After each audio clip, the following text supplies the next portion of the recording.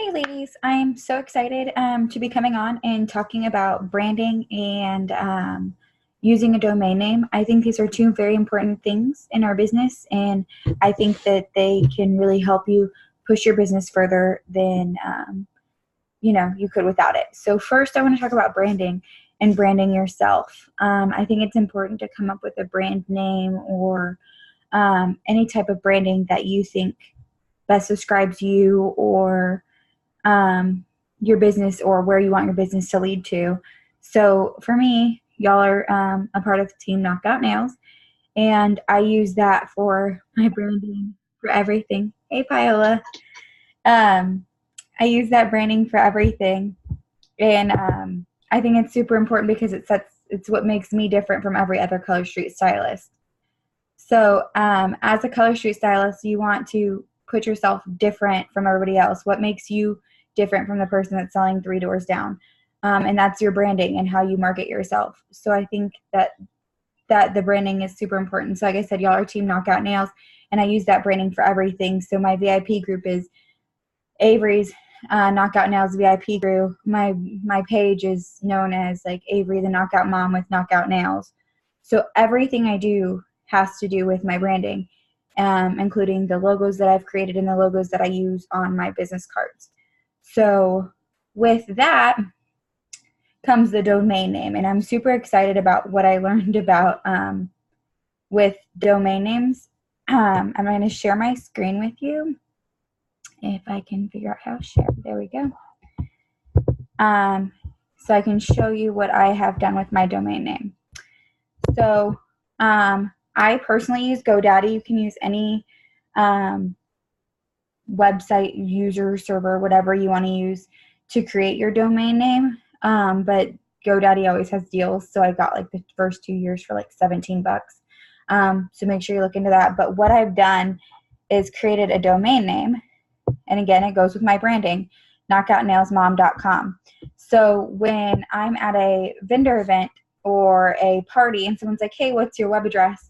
Instead of having to say mycolorstreet.com/ASeagrest, I can give them this. It's more memorable than trying to remember what comes after that backslash. And what's super cool about having a domain name is that you can automatically forward it to your open party. So every time that I create a new party, I can go in here. If it'll load. Of course, I'm going to have slow internet while I'm trying to record this. And I can change where it goes. So it always goes to my open party that I have for myself. So anytime that I'm giving my shopping link out, it goes straight to the open party. There is no way that orders are going to get placed without being on a party this way. That way I don't lose out on party credits or anything like that. So it always goes to my current party, as long as I remember to change the domain. Now, the one thing that I super, super love about GoDaddy is that you can create subdomains. And I think this is a game changer because what subdomains do are sublinks with yours. So for example, I would type in join knockoutnailsmom.com, and it goes straight to the join page on mine. So it's just a way of, when you're sending a stylist to your website, another way of just using your branding and it being you over just Color Street. And it just seems more professional when everything that you're sending out is the same thing. So like my sample request form is samples.knockoutnailsmom.com. If I could spell right today. And that goes to my sample request form. So everything within your domain is yours. So instead of sending people to mycolorstreet.com / whatever yours is, everything I have is the same domain. So it's just more about branding myself. Hey Heather, if you're hopping on, this is recording, so I'll post it later so you can catch the beginning part of it. I'm trying to keep it short. Yeah, so I really love this feature of the subdomains because you can add as many as you want. It's super simple. You just click add, whatever you want it to be, and then you type in the link here and it forwards it. So this is all part of your like own domain name. So I never have to give out the mycolorstreet.com / if I don't want to. And I never orders going to a party. So that's super exciting, and that's why I love domains and why I think that they're beneficial for your business. Is it kind of guarantees it goes more towards you. So does anybody have any questions? I know you're just hopping on. Okay, well, do what?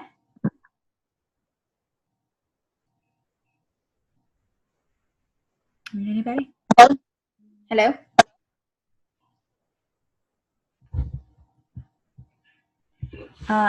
So just kind of to recap, I think it's important for you to come up with a branding that works for you, works for your business, whatever you want it to be. If you want to gear it towards moms, you can do something like mine. That's like the Knockout Nails Mom. If you want to completely geared towards your nails, you can just come up with something cute about nails. If you want it to be about fashion, you can come up with fashion, but whatever describes you or your personality, come up with a branding that works for you, a name that works for you, and use that branding on everything. I don't put Color Street on my business cards. It's my branding. I use my logo more times than the Color Street logo.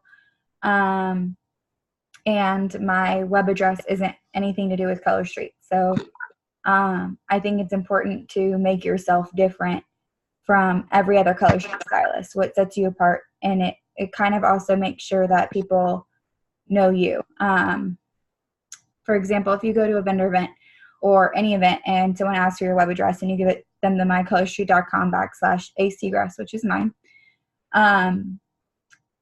they might not remember the / part, but they remember the beginning. They're going to go onto mycolorstreet.com, set up an account, and it's probably not going to be set up with you. So that kind of stinks that you worked really hard to get the customer, but because they couldn't remember that end part, you don't get it. But if you're giving them something completely unique, like something like mine, which is knockoutnailsmom.com, that's more memorable. It still links to the Color Street website, still goes through the orders all through the party, but it's a good way to guarantee that they're going to you and that they're going to remember you. So yeah, kind of how to do domains and stuff like that. So I'm going to go ahead and end this recording and end this meeting since there's only 2 of y'all on and post the recording. If anybody has any questions. I did have a question really quickly. I know you mentioned you use GoDaddy. Do you know if there's any, because I know GoDaddy, there's a free version and there's a paid version, or am I wrong? I don't know about the free version. I did the paid version, but I think when I Googled, buy a domain or whatever on Google, it was like your first year is $1 and your second year is $10. So I think it was like $12 when all was said and done for the first 2 years. Pretty cheap, right? Yeah. There's other ones that are more expensive. There are other features that you can like purchase within the domain. I didn't purchase. The only thing that I did pay extra for was security, because I do want my stuff to be secure. Right. But that's a personal preference. Right.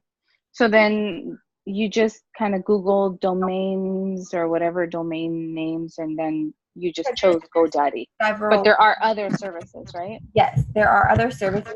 I don't know how the subdomains work on other services. I'm sure they work the same. But I know for GoDaddy, it's included in the price. So that's what's awesome. Okay, cool. I'll look into that because I know limited number of subdomains. Awesome. Cool. Awesome. That's because I've seen a lot of people have them, like their domain names, but I wasn't sure, like maybe if there's a difference of like, sorry, I got a phone call. If there's if there's a difference, like pros and cons of different places, but I guess I'll just look into it. I mean, if it's $1, if it is like you said, like $1 and then $10 and then $12, it's really not that much. Yeah, it totally was worth it. like I signed a 2-year contract and I did It was the 2 years, and I did pay for the extra protection, and I think it came out to like $28 total. Now, do you also do you have a link tree for Instagram? Do you do Instagram, and do you have the link tree, or do you not do that yet? I do not do Linktree yet. I am learning it. Once I get confident with it, I'll probably actually have someone who is confident in it come do a training on it, because Okay. I've Because I heard think Stephanie, right? Stephanie has Linktree. yes, several girls that use Linktree. Okay. Okay. I was just wondering about that because I know I'm trying to kind of like up my Insta game. Oh, girl, me too. I need to up my Instagram. My Instagram makes me nervous. My Insta game. I'm And I on just Facebook. yeah. So I was just like, because I know Instagram. Like I have my personal account and my business account, and I know different people have different opinions about how to do that. Right. But I notice on my business account I get a lot of likes, but they don't follow me. So Following a bunch of people and they're not following back. like they'll like my posts, but they don't follow my account. So then what I would do is go find where they liked you and send them a message about something. Yeah. And I think that I think there might be like a way that it gets like an automatic message, because I have gotten myself messages like almost instantly.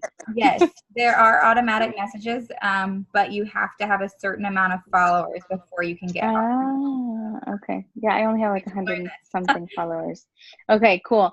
So, okay, so I was just wondering about the different, okay, I think that's it. Those are all my questions, because all the other ones are Instagram, but we need a good Instagram. Do a good, and I will find do a good Instagram training. Definitely. Yeah, because I know I can tell. The only thing is that I noticed that the people that like my posts from my business profile on Instagram seemed like I'll click on their profile and they seem to be little kids, like teenagers. And I'm like, what do I do? I think it's kind of, I don't want to. Yeah, I'm like, I mean, I know we can sell to teenagers, but I feel kind of weird. Like, I have a preteen. I don't know if I would. I don't know. He doesn't have social media yet, though, so that's another story. So I don't have to worry about mine yet. But it's so funny because I'm like, should I ask them to follow me, or should I? I don't know. I have to look into it a little more. But anyway, maybe come up with like a standard message that isn't like creepy if it sends to a teenager. Like, hey, I saw that you liked a post of my color street nails. If you're interested in a sample, please fill out this form. Something simple. I have to figure something out, but anyway, okay. Cool beans. I like the info you gave about, because I had been wondering about domains and stuff. So I think it's totally worth it, and your domain can even be something as simple as I know Tracy Rogers is like tracyrogers.com. Like it can literally be your name. You can brand yourself that way. I just personally branded myself with my brand. Right. But you can do it however you want to do it. Just to be consistent across the board. Right. Advertising is my advice.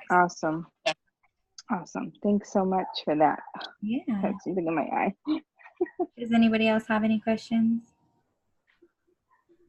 Nope. Okay. Well, I'm going to end it. And if you are just hopping on, I am recording it, and I will post the recording so you can see what I talked about at the very beginning. I kind of want to just keep this brief. Y'all have a good night. Good night. Thanks. Bye.